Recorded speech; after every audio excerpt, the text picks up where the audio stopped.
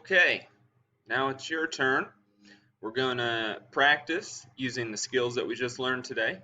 Okay, so I'm going to give you a word, and I want you to use our letters to build this word. Okay, now I want you to make sure that you tap it out.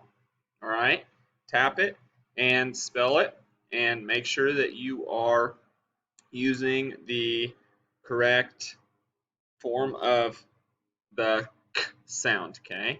K. All right, your first word is crash. Crash.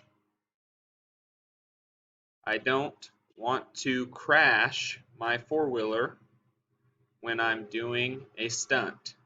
Crash. Now don't forget about our digraphs, okay, that we learned last week.